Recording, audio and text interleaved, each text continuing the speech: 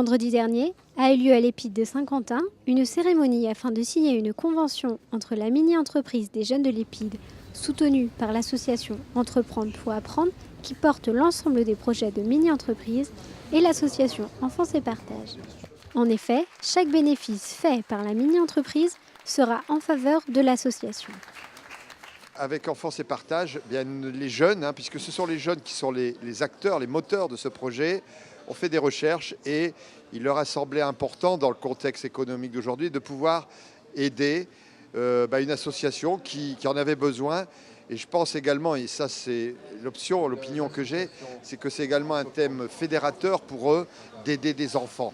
Je crois qu'aujourd'hui tout le monde est très sensibilisé au malheur que peuvent vivre certains enfants. Et je crois que eux, étant jeunes, ont été peut-être encore plus sensibilisés à la mission que conduisait cette association. Alors ces actions, ils s'intègrent dans le projet de l'Épide par l'intermédiaire de ces jeunes qui apprennent justement le fonctionnement de l'entreprise.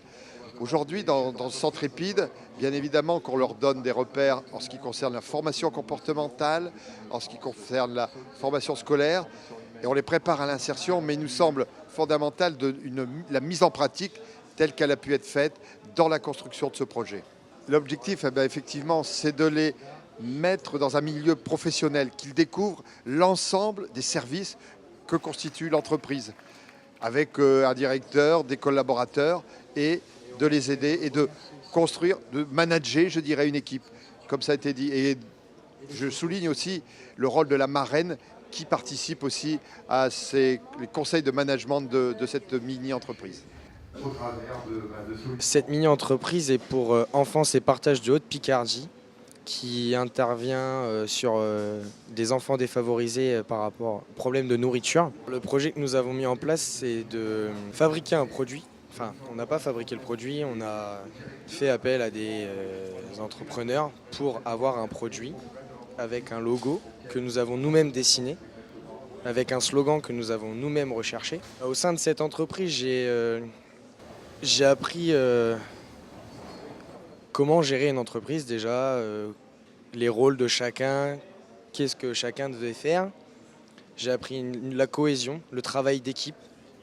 J'ai appris les joies d'une entreprise et les malheurs d'une entreprise, les ententes entre employés de l'entreprise.